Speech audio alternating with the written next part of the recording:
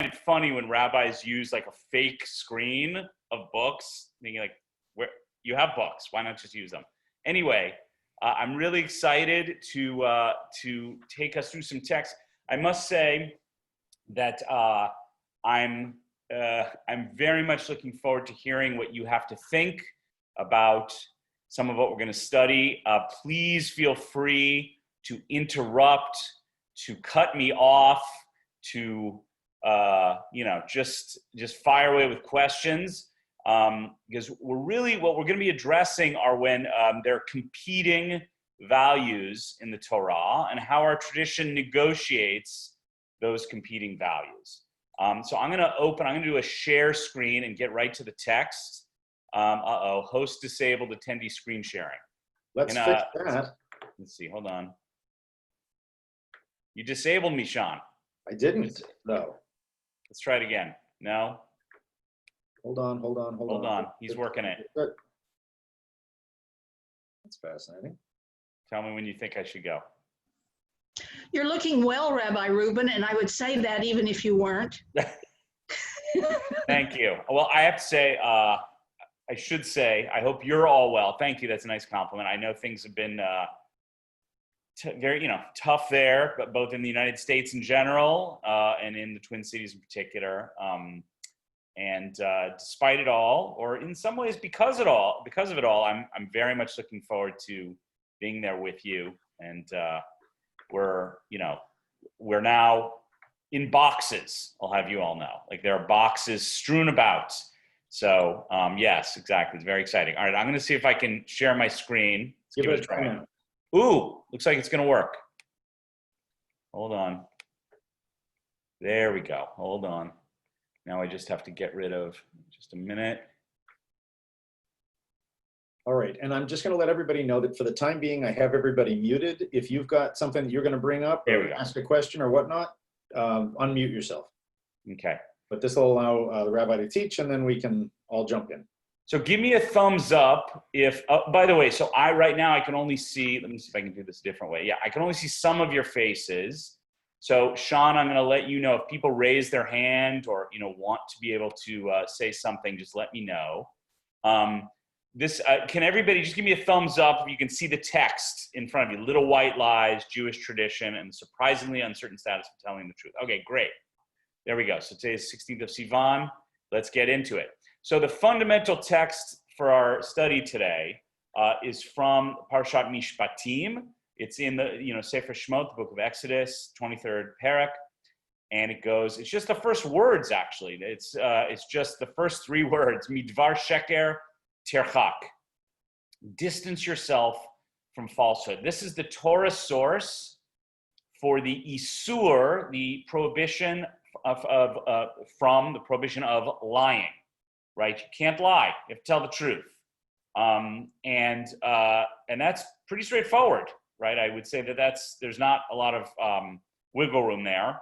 Don't lie, right? That's what our Torah tells us. So not too complex. But then all of a sudden, once we get to rabbinic text, things get a little more complicated. So now we're going to look at the Mishnah, Pirkei Avot, falsely translated and correctly translated as ethics of the fathers. Here, avot doesn't mean fathers. It just means avot can mean fundamental, like core chapters,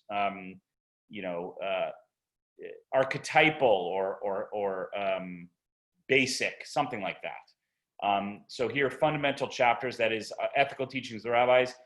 And here we go. Rabbi Shimon ben Gamliel Omer, al shlosha dvarim ha'olam omed. Right? Rabbi Shimon ben Gamliel used to say, on three things does the world stand. Right? Al hadin, ve'al ha'emet, ve'al ha'shalom. Right? On justice and on truth and on peace.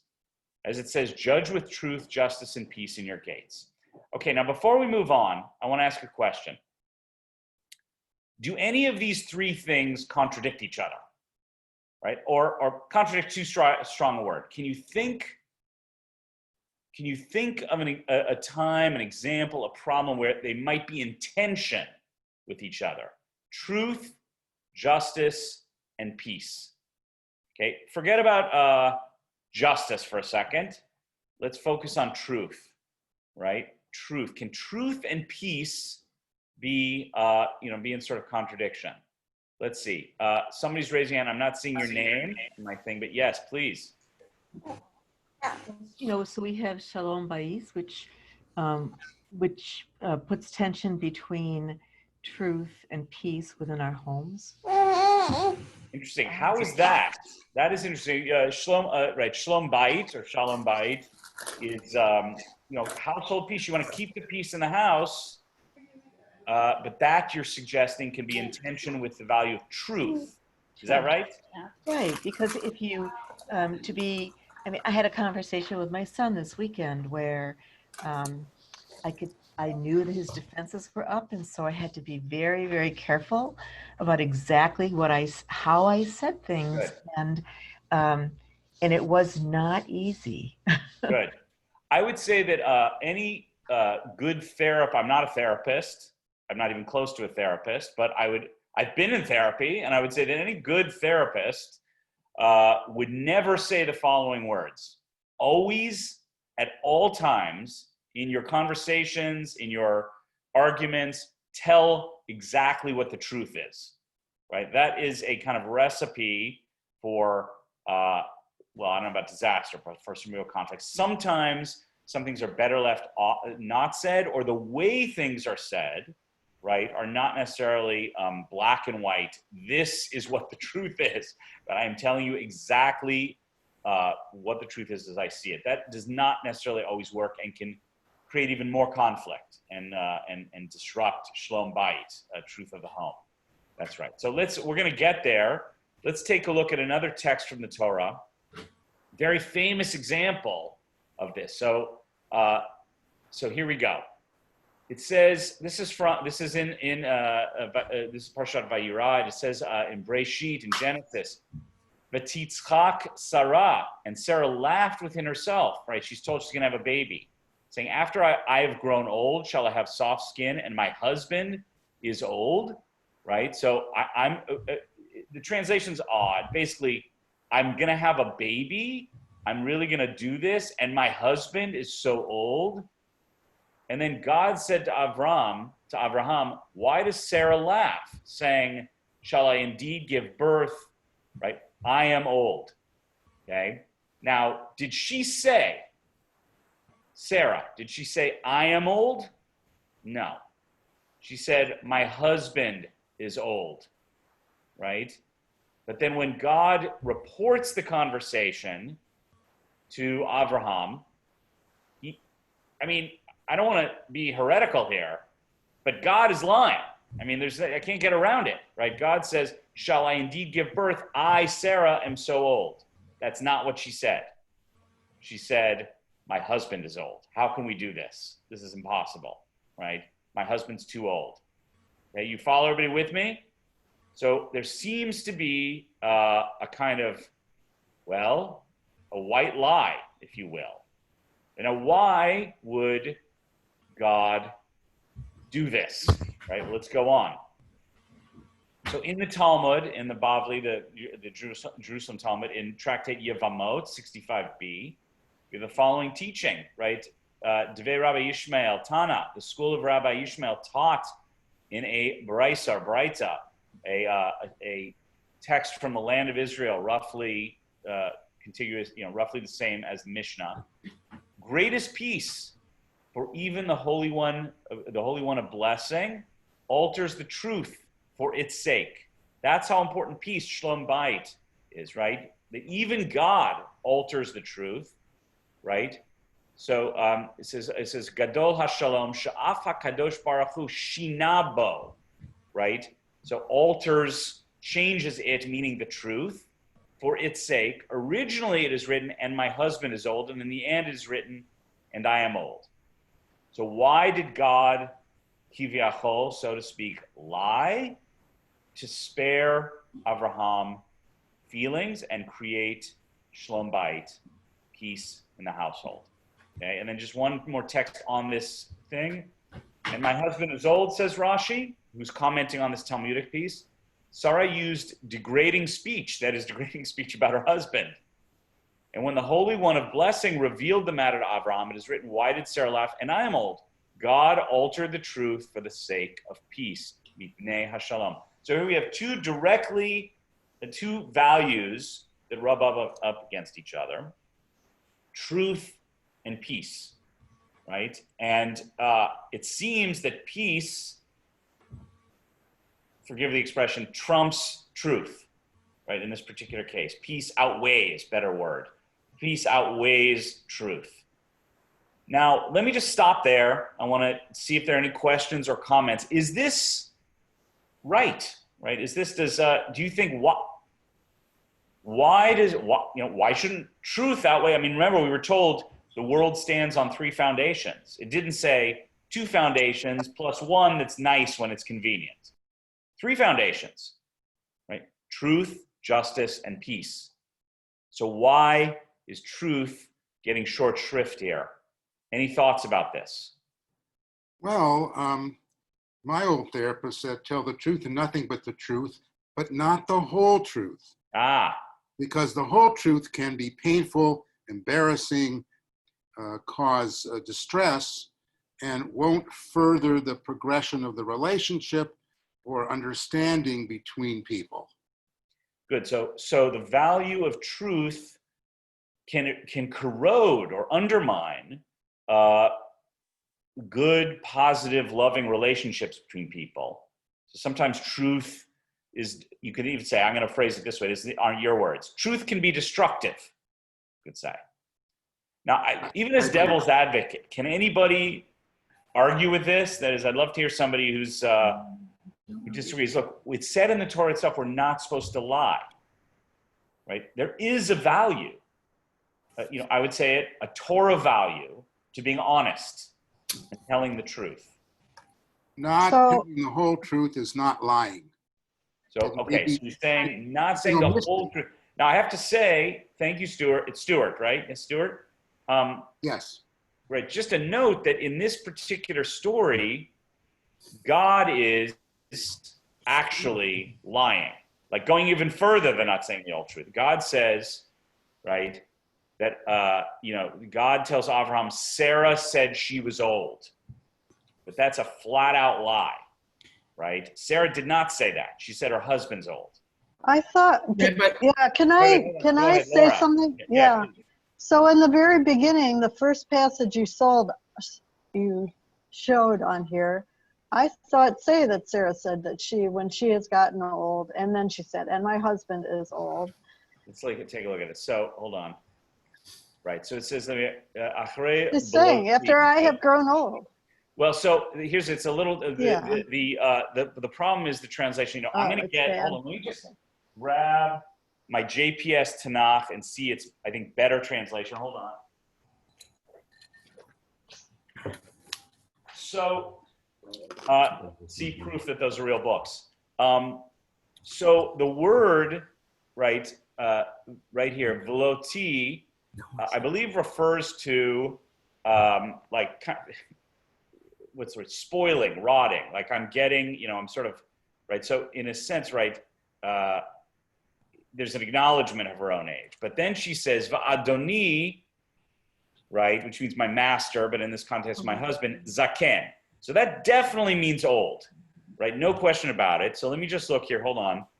I'm going to find how the contemporary JPS translates. I thought baloti was more, I'm worn out.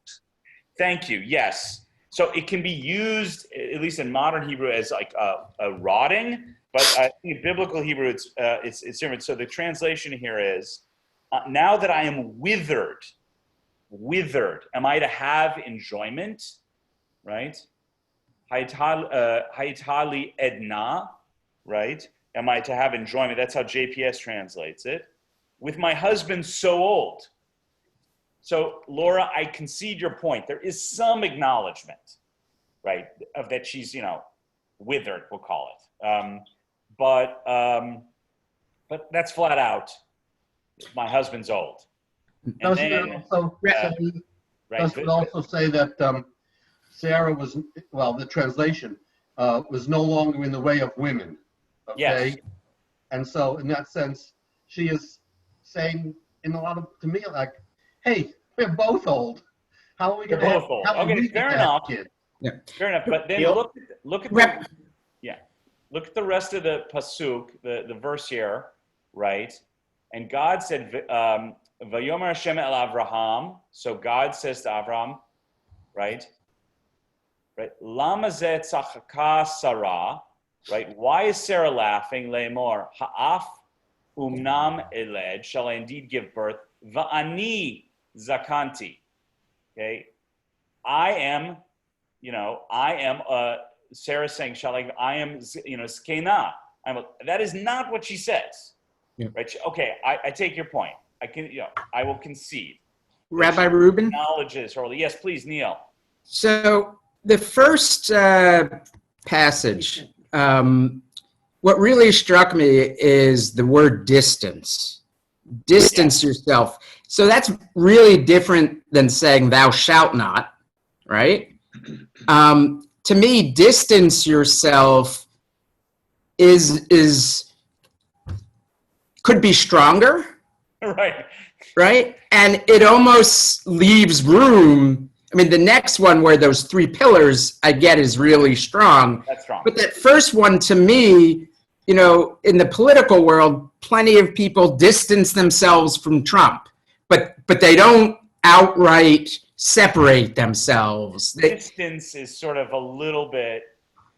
So it's interesting. That's a good point too. You're right. I mean, it is interesting that this becomes a kind of a core halachic source for not lying. Like they push it harder, but I take your point.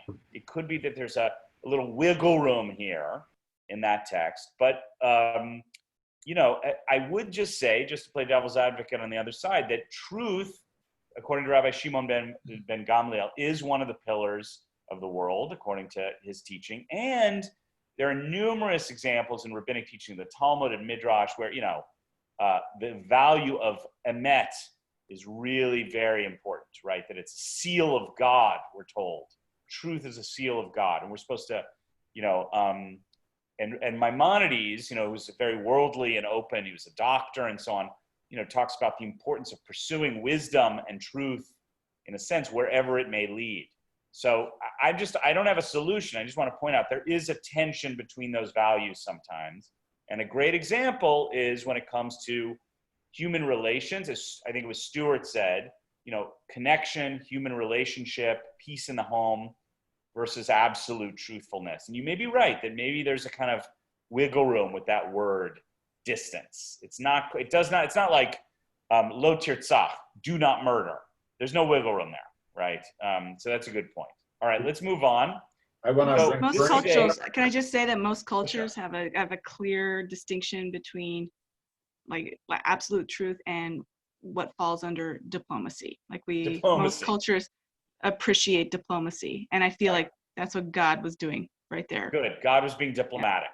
God was, thank you, Tessa. I like that. It's sort of like God is saying, don't lie, except when people's feelings and their emotion may, it depends on the circumstance. In your business dealings, you have to be honest and truthful. But when it comes to people's feelings, sometimes the absolute truth is damaging, and you're allowed to, what I'm calling a white lie. All right, so here's just another example of that. This is from the Mishnah. It's a little technical, but bear with me here, right? So here we go. So it says, this is a Mishnah, Nidarim, vows, right? When you take something on for yourself, that's what they mean by vow. I vow that I'm not going to eat ice cream at night before I go to sleep for the next year, right? That would be taking on a vow, all right?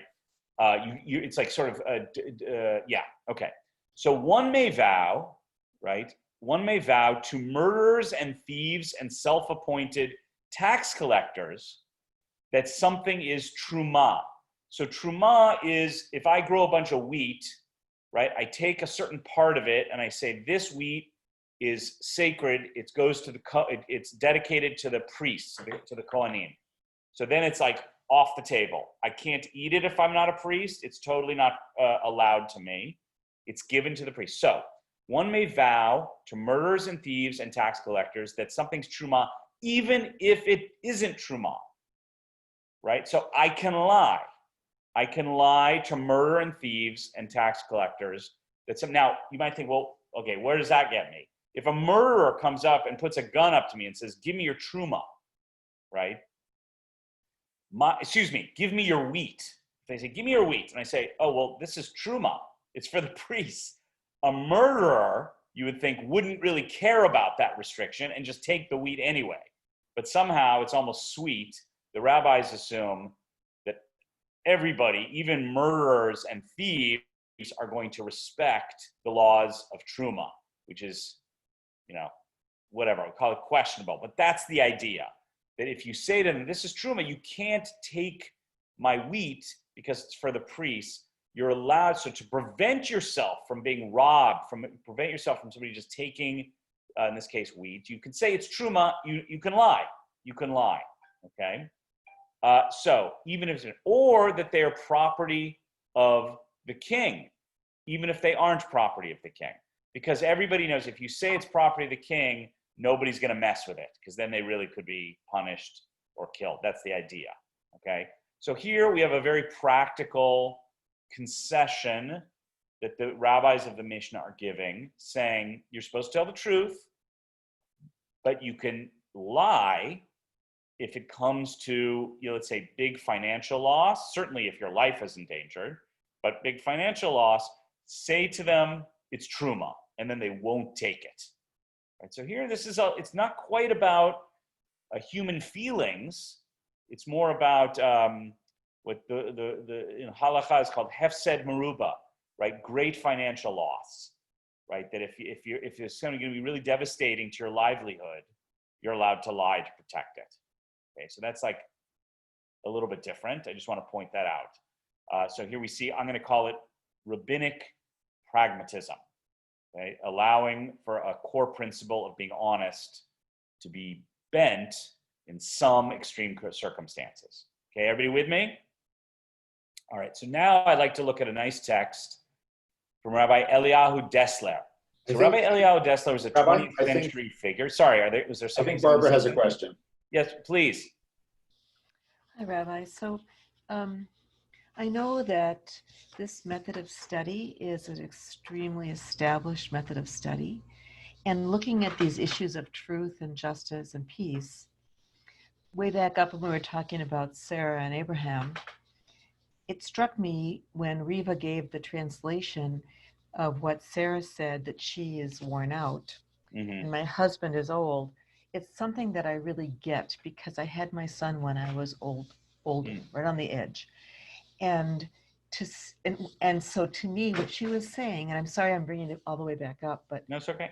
What she was saying to me is that she was concerned that her spouse wasn't going to be able to give her the support that she would need because she was not a young mother. Yeah. And so then God chose to leave that out. And that that may have created peace in the home, but it also created potentially a huge misunderstanding and an inability for a woman in a relationship with a man to say, this is what I need. I'm just going to go a little farther. And that is that, of course, all of these texts are written by men. And so I'm wondering if it isn't time to start studying text based on current day rabbinic devarim or just midrashim that are not just by men, but by a more varied voice. Thank you for hearing me out. Yeah, sure. No, that's a good point. I mean, I think it's important to try and mix things up. I mean, look, this is like a problem of any world religion, which is, they're fundamentally patriarchal in a certain sense. So the question is, what do we do with texts that are written by men and male focused, profoundly gendered, you could say patriarchal. And, I can't let go of, according to my belief in some way, and according to Jewish tradition, certainly, texts like Midrash and Talmud are sacred, and in some metaphysical way that I will leave to each individual, they express, you could either say they express what God demands of us, or they express Jews' reflections on and experience of God. And they're canonical, right? I can't sort of let them go. It's sort of like what, I think of Christians, who are very, very loving and have not an ounce of anti-Semitism, but there are gospels that are very disturbing, that have, that have disturbing verses, let's say, about Jews, right? And I don't think Jews can say to them, well, you need to just like get rid of your gospels. They have to reread them, reinterpret them, engage with them, and struggle against them in a way. But they can't just get rid of them, because they're, for them, an encounter with the holy. And I would say the same thing with us, that so it's a larger question. I want to go down to that, and I'm happy to talk about it at some point. It's a very good one. How do we view texts that are disturbing and upsetting, sacred texts from our tradition, and that are exclude, I would say, women's voices, all kinds of voices. The rabbis were a male elite. There's no doubt about it. To me, and this is why, ultimately a conservative rabbi, not a reform rabbi, is that in a sense, it's better to keep the thing and to wrestle with it and, reinterpret it, reimagine it, and so on, than to sort of just eliminate it. I want to just move on. If we have time, I'd love to hear, I just want to make sure we get through our text. But that's sort of my quick take. That's a huge question. And I would just say, it's impossible for me to sort of just not look at or study canonical texts like the Talmud of Midrash, despite their very real flaws in humanity, in all that implies. But we have to unapologetically and in an honest way look at exactly what's in there and struggle with it and struggle against it sometimes. Okay, so this is a text from Rabbi Eliyahu Dessler, who was one last thing to say, it is true, like I do try and incorporate contemporary voices of modern rabbis, queer rabbis, women, and so on, when I can, just for this particular course.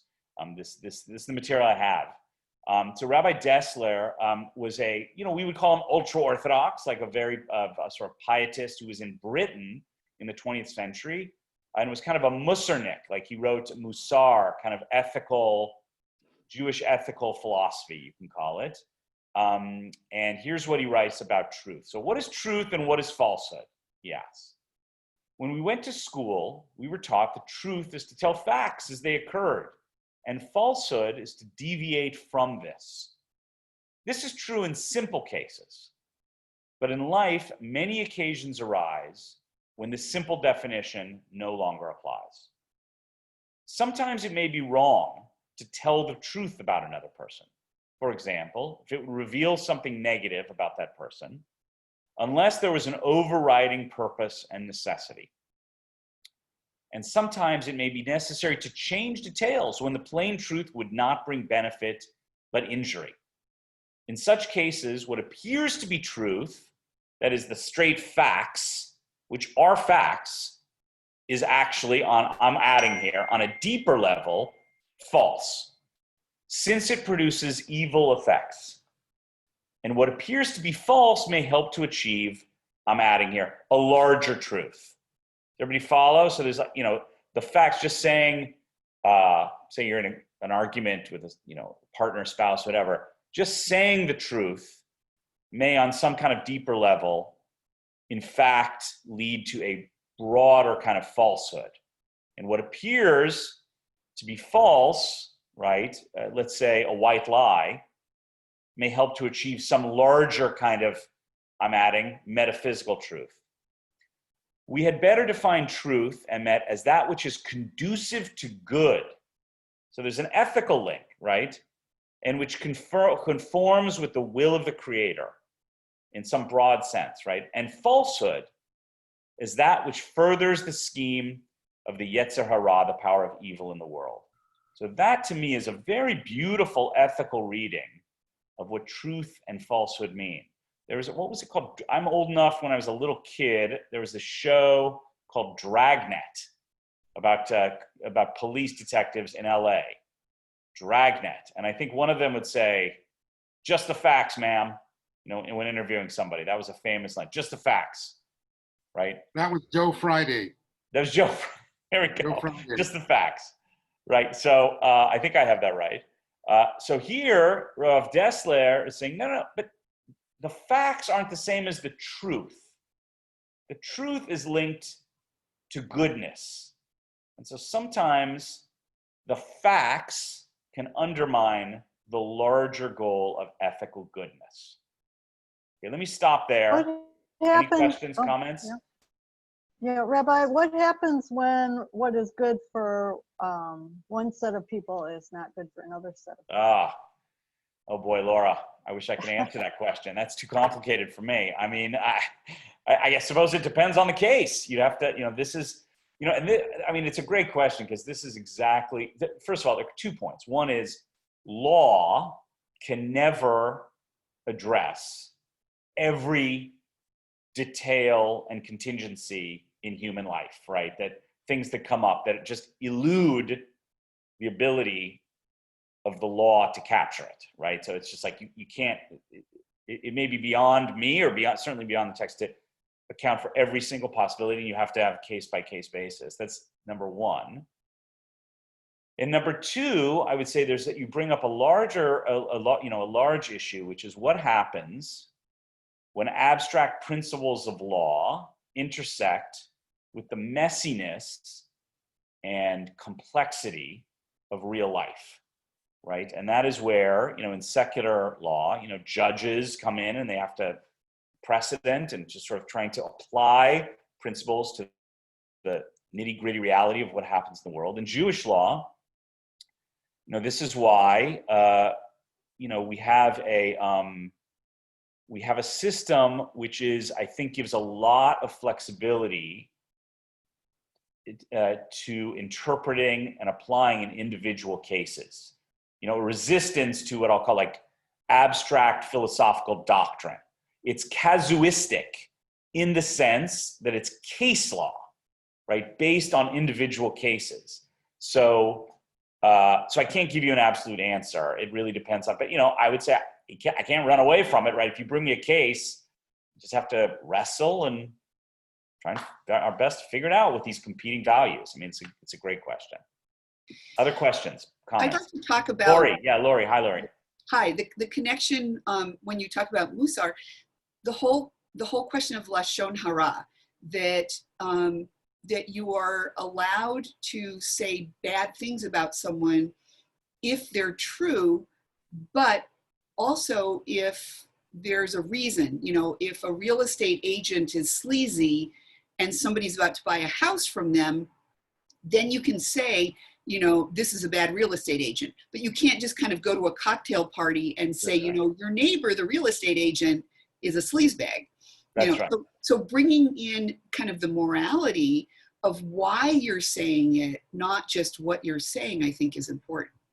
That's a great point, Laura. And I would even add, thank you for bringing the Lashon Hara. So Lashon, it's hard to overstate how strict Jewish tradition is about Lashon Hara, which is not exactly the same as slander. It's, let's just say sort of talking about other people. It can even be true, right? So let's say I say, like, I would never say this, but let's say, I'm at a party. I said, boy, that Lori, boy, she really, her house is super nice. I mean, it's really big and lavish. That's a nice house. And depending on the tone I say it, people could say, yeah, like maybe a little excessive, or maybe like, who spends that kind of money on a house? Like, you never know where it's going to lead, right? So even praise is discouraged if the person isn't there. And you're talking about, because they knew like where conversation could lead, and that there's envy and jealousy, and something that was kind of neutral or even positive and truthful, like it is, let's say it is a big house and a fancy house, can lead us to ugly places, right? You obviously haven't been in my house yet, but God willing, the time will come. Okay, any other comments or questions before I move on to a Talmudic text? Okay, so this, we're getting close to the end of the lesson. I do. Oh, please, sorry. Yes, go. So I want to take just a slight bit of issue with you. Yeah. That you are translating the Hebrew terms very precisely, when in the biblical context, they're not such nice, firm words. Taking emet, for example, which means firmness, faithfulness, and truth. And I see it more in biblical text as faithfulness than just about anything else. Yeah. And so therefore, there's a lot of wiggle room here. Yeah. Even if we go, and I'm just looking at my DVD here. Yeah. For sheker, there is deception, disappointment, and then falsehood. So that leads in, if we're talking about sheker, and someone is trying to deceive you, rob you, or something like that, so then they're doing sheker. You're not doing sheker, which I think kind of agrees with the modern day Musar rabbi. And yeah, look, I would say this, it's true. I read these words almost inevitably as part of a, it's like through the lens of rabbinic tradition, that is through Talmudic and Midrashic lens. So it is true that in the original biblical context, emet, and I would also say, by the way, the word emunah, which has come to mean like having faith, also refers to faithfulness. I think sheker, deception, is pretty close to lying, but all right, we'll leave that alone. In any case, in our rabbinic tradition, going very far back to Mishnaic times, they came to understand the word emet roughly as we do. That is being, they understood, for them, not lying, the source of that was midvar sheker tirchak, right? And the rabbis freely and without hesitation read biblical text out of context and altered meaning of the original biblical word. So it's true. I absolutely concede the point. And they would say, the Talmud does that like many times, practically every page. And that's just, I don't, I'm not a Karaite. Like, I'm not going back to the original biblical text to derive it. I would say I wouldn't restrict me to my understanding of the meaning of the word. But I appreciate your mentioning it, that the words themselves are much looser. It's a good reminder. But I think the rabbis use that, and we seem to be doing it. I think this idea that it's totally truth without a little wiggle room is more right, early, more late, like our time. We tend to. We tend to want these strict definitions because we're most of us are rationalists with a scientific kind of understanding of facts, which is so.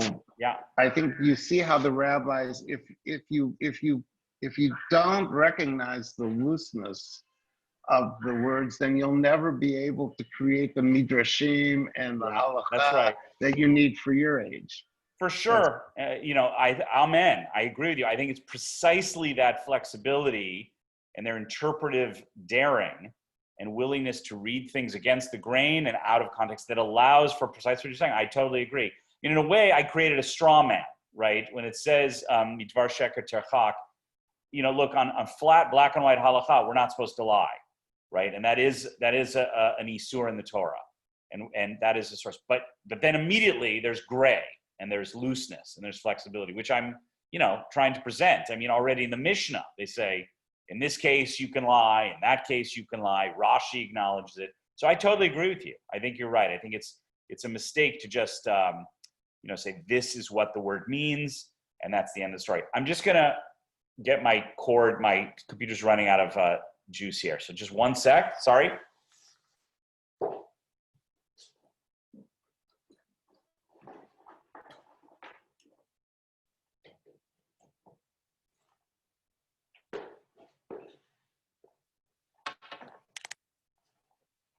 Okay, but thank you. Who just said that? What person just gave those on? David Rischel. David. Thank you, David. No, I mean, I really agree with you. I think in a sense it's, you know, I think that I created a kind of straw man. Okay, so now, by the way, a little trigger warning here. Talk about, you know, this is a male gaze, definitely, you know, product of a certain kind of a patriarchal world, but nonetheless, I think an interesting text that reinforces our point.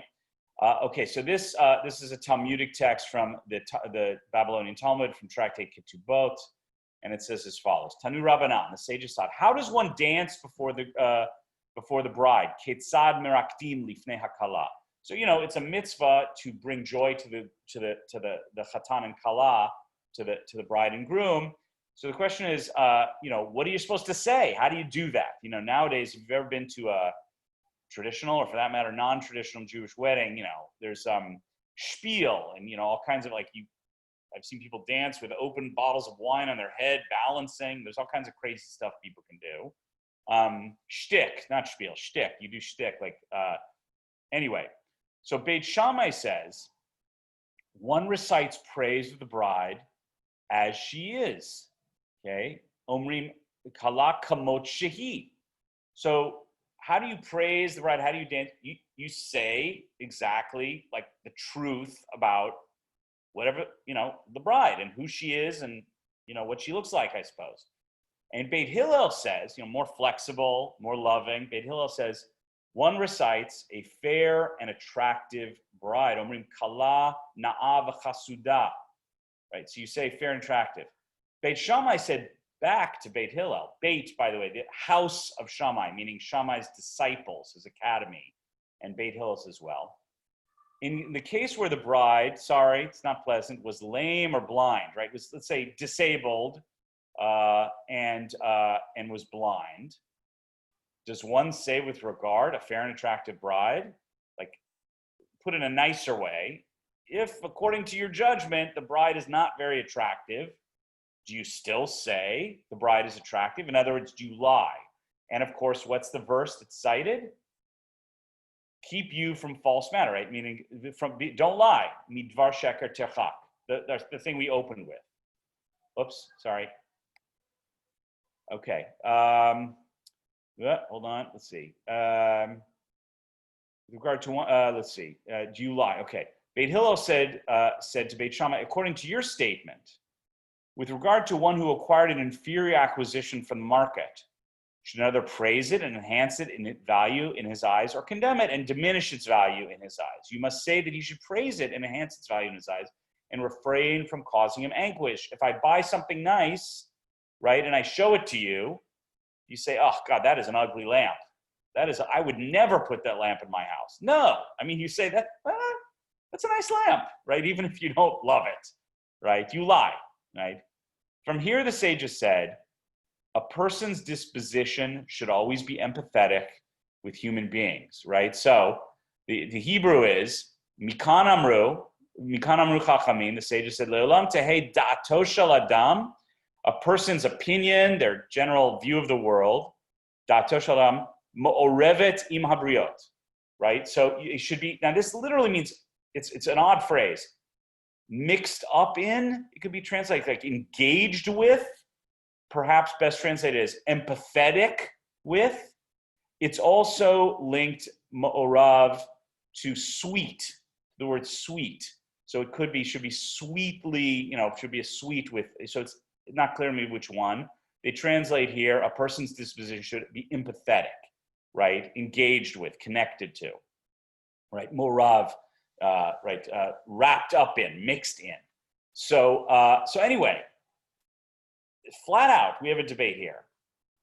You see, forget about a person, because that's not very nice. Again, the lamp example, right? So Laura has a new lamp, and I go to her, she says, look at this lamp, and I just happen to think it's the ugliest lamp I've ever seen. Now, what do I do in that case, right? Do I say, I mean, you know, you could say, that's an interesting lamp, very interesting, right? That's one of those words that you can go either way. Fascinating lamp. Or, you know, is my focus on her feelings, on her emotions? I think it is. I'm supposed to be kind. I'm supposed to be empathetic. And I say, that is a beautiful lamp. And I just flat out lied. And according to Beit Shammai, I transgressed a commandment in the Torah, right? Because of her feelings. And Beit Hillel says, that's exactly right. That's what you're supposed to do, which I find pretty fascinating, okay? So could I? Yeah, please, Laura, go ahead. Really The defender of the lambs. Yes. Yes, because you're talking about my lamb, that there is, now a very current issue about authentic and authenticity in terms of your communication with people. And isn't there a way to find a more middle ground where you're not saying anything bad, but you are saying something that somebody else will actually believe is authentic? Good, because when you ask my opinion, one could say I'm being condescending to you by lying. You want my honest opinion, you could say. Now I have to maybe frame it in a way that's not cruel, right? But is it really being kind to you by lying and saying it's a fabulous lamp? Could I say something? Well, it's interesting. It's not really my taste, but I can see how it works in this room. I don't know. You come up with something. By the way, my feeling. Yeah, go ahead, Tessa. As far as Minnesota goes, everybody knows what you're saying when you say that's interesting. Just in Minnesota. Just saying. Yeah, Rabbi, I was going to jump in because I'm sure everybody had a reaction here. There's 4 words you need to be aware of on your way in. Please tell me. Unique, different, interesting, and special. If you use any of those words, it means it's an ugly lamp. Wait, unique? Isn't that unique? Yeah, there's a little gift shop up north that I drove past that it sells unique, interesting, and special things. And I said, they don't want to sell anything. That's how people at school pretend to be mean. No, but Rabbi, I have a question about the word market. Yes, please. Because it said in the Pasuk, it talks about market. If you go to the market, well, you don't go to the market to get a bride. Maybe you do, but right, that's true. So so it's hard to know what they're referencing. Are they referencing going to the market? No. What they're saying is if I go and buy something and it's inferior, right? Yeah. Should another praise it and enhance its value in his eyes or condemn it and diminish? So I go to the market, I buy something. Right. And it's Jim, right? Jim? Right. You know that it's pretty cruddy. It's not very good. Okay. Do you tell me the truth and diminish it in my eyes? Or do you tell a white lie so that I feel, because I already spent the money to say I can't get you can't return it. It's too late. It's all about is the value of truth and honesty at the top there, or sparing my feelings and my sense of hurt? Yeah, I think that's what Beit Hillel would say. Yeah, exactly right. Sparing your feelings is more important than being bluntly honest. Although I tend to be bluntly honest and don't care about people's feelings, but that's a different story. That's right. Exactly. So, all right, we'll finish up here. So, here we have Bava Metzia, another Talmudic text. So Rav Yehuda said in the name of Shmuel, in only 3 matters is it the practice of the rabbis, the sages, to deviate in their speech from the truth. Okay, so the Aramaic is that they change their words, meaning they lie. Okay, 3 things. Regarding a section of Torah, which I'll explain in a second, intimacy, meaning sexual intimacy, and hospitality. So let me go through these one, and we'll continue, and then Rashi's going to explain hospitality in a second. Let me just say, when it says b'masefet, it means if I'm. So let's say I've studied a lot of Mishnah, and I'm feeling pretty good about myself, and I've really mastered a lot of classical text, the Mishnah. And then somebody asks me, so you ever studied any Mishnah? Right? I'm not supposed to say, yes, I am super great with Mishnah. I have mastered 3 out of the 6 orders of Mishnah, which is a big deal. And the reason, says Rashi, is midat anava. Because I'm supposed to be modest, and you don't want to make the other person feel bad because they haven't done it, right? So if somebody says, do you really have command over all of this Torah? You're not really supposed to be honest because you're supposed to be modest and also not provoke bad feeling or envy or jealousy. So that's permission to lie, number one. Let's see. Is that Orit's daughter? Sorry, I don't remember your name. It's Libby. I just Libby, had a that's right, question. Libby. Yeah, Please. because it's important to be modest, yes, but it's also important to celebrate what you've been what you've accomplished. Like, it's not like if we're at school and we do a play, it's not like, oh no, that play never existed because you don't want someone to feel bad because they do something else and they didn't do the show. We're still allowed to have an after party and sell tickets. It's just we shouldn't brag too much about it. Like, you know, ticket sales are fun. Like, we like money for our program. So Libby, I have to say, in this particular case, I agree with you. This seems to me to go too far, right? Like, I need to be modest. No, I barely looked at them at the Mishnah. No, I you know, it's all framing. I can say, you know what? I actually have really learned and enjoyed a lot of Mishnah. And to do it in such a way that it doesn't provoke jealousy or make me sound like I'm bragging, right? I can tell the truth. I think I agree with you. This seems to me to verge on the, what's the right word? It's like not puritanical. It just seems severe and, you know, overly, you know, it seems a little too much to me. But so I hear you. Thank you. Yes, maybe a little too far in that direction. So the second one is intimacy. This seems to me, I won't get it too much, fairly obvious. Like, some things you just don't talk about, you know, and it's okay to just defer and maybe even tell something that's not totally true, so that you don't talk about your private sexual life with others. Now, what about hospitality? That's strange. Why are we allowed to lie about hospitality? So last text, this is Rashi, and he says, right, so ushpiza, that's the Aramaic word. If you ever heard of ushpizin, it's a great Israeli movie about Sukkot. It's a whole other story. Highly recommended. Anyway, regarding hospitality, if people ask a person, if that person's host received that, sorry for the gendered language here, this is the Sfaria language translation. If people ask the person if that person was received well, they should be answered no. Right? So somebody asked me, oh, you stayed at Orit and Libby's house. Were they good hosts, right? And I'm supposed to say, no, they were not good hosts. Now, why would that be? So the hummus was not as good as I might have expected. Oh, snap, sorry. No, wrong. Wrong. Tessa will tell you wrong. Sorry. Okay. Why? This is a good character trait in order to prevent undesirable guests from inundating the host and exhausting their resources. So I'm supposed to lie for you, Orit and Libby, so that people don't flood your house and you get some no-good nicks who are going to say, look, Rubin said you were a fabulous host and your hummus was incredible, so I want in too, right? So now here, with all joking aside, the idea is I'm supposed to lie to spare you, you know, a bad experience, the necessity of hosting people who are not great and exhausting your resources. So you have to, you know, lose financially.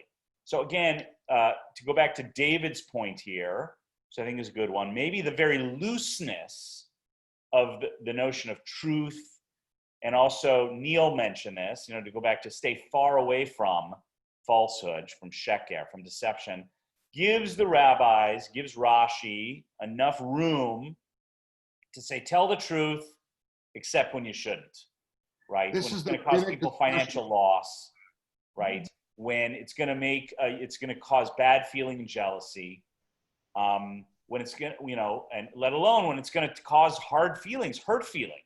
In all those cases, truth, the value, yes, it's one of three foundations of the world, right? But there's truth, meaning facts, and then there are higher truths, like people's feelings, and that's the truth that we should value. Okay, so I'll stop there and see if there are any questions. Stuart is raising his hand. I'm going to get rid of the text so I can see all of you. Stop share. This is the rabbinic tractate about schnorrers. But how so? Explain.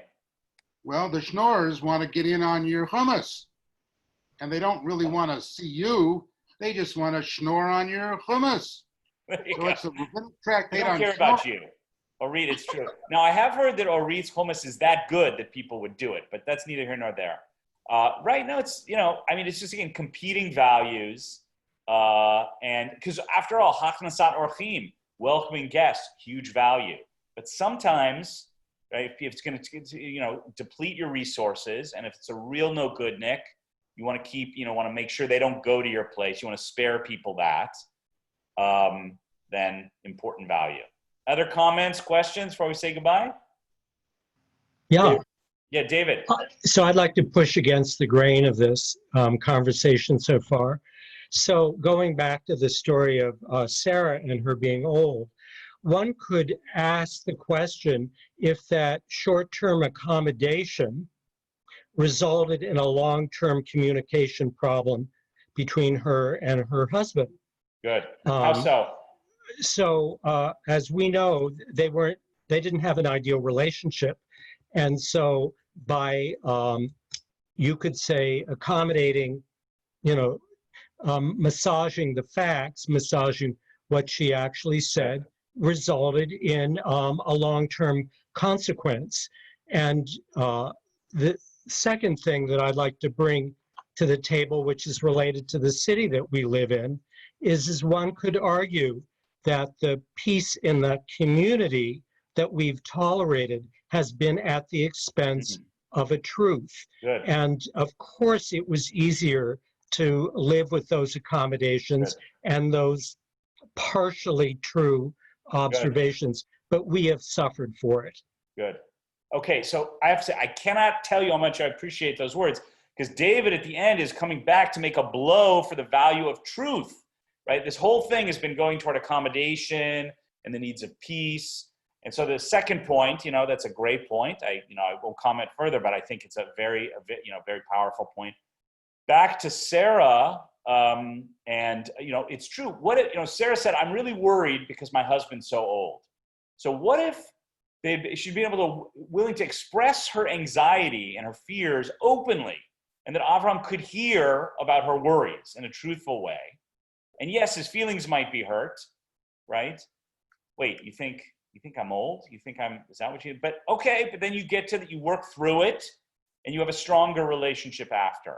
So I just want to say that is a great defense of these two poles I've set up, of the truthfulness and we'll call it peace and accommodation and feelings, that there is value to emet, understood very broadly, not, in this broadest sense. So thank you, David. Amen. That's a great way. Any other points?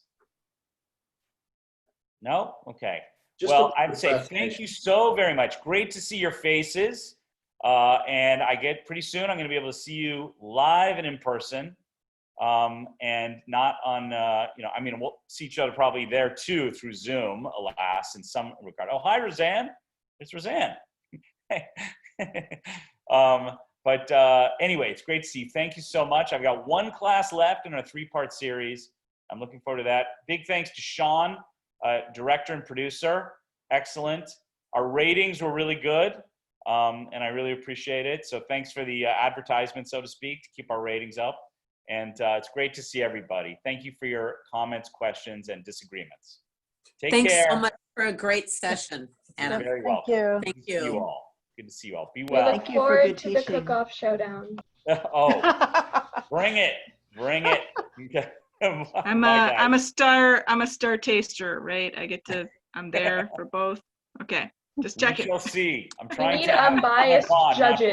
We'll get Unbiased. Gordon That's Ramsay. That's why I'll be there. I'm totally unbiased. All right. Be well. Bye-bye.